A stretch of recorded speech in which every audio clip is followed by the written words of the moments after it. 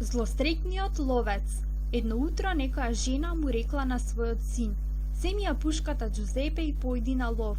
Утре сестра ти се мажи и сака да си касне бакрданик со зајачко." Џузепе ја зел пушката и отишол на лов. Веднаш догледал една зајачица која излегла од грмушките и побегнала низ ливадата. Ја насочил пушката, нанишанил и го потегнал шкрапецот, но пушката рекла пум со човечки глас и место да го истрела куршумот, таа го плукнала на земјата. Џузепе го кренал и зачудено го погледнал. Потоа внимателно ја разгледал пушката која изгледала како и секогаш, само што наместо да стрела, рекла само пум со свеж и весел глас. Џузепе дзирнал и во цевката.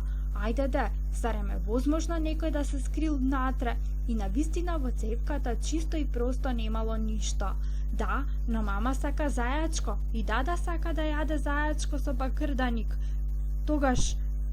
Токму тогаш истата зајачица одново поминала пред Џузепе, но овој пат носела убав бел превес на главата украсан со портокалови бои и врвела со ситни чекори, заривајќи го погледот кон земјата.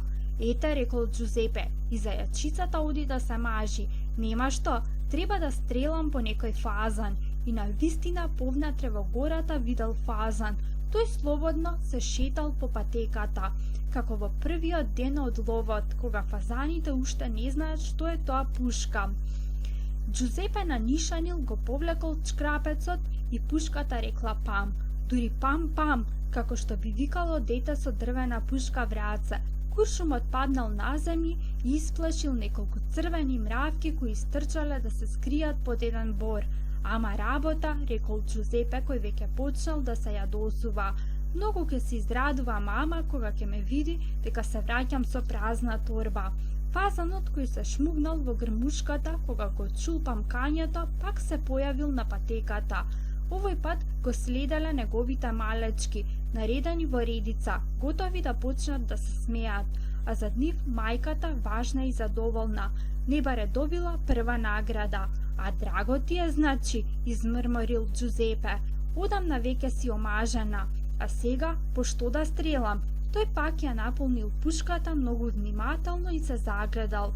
На една гранка имало само еден коз кој подсвирнувал како да го предизвикува.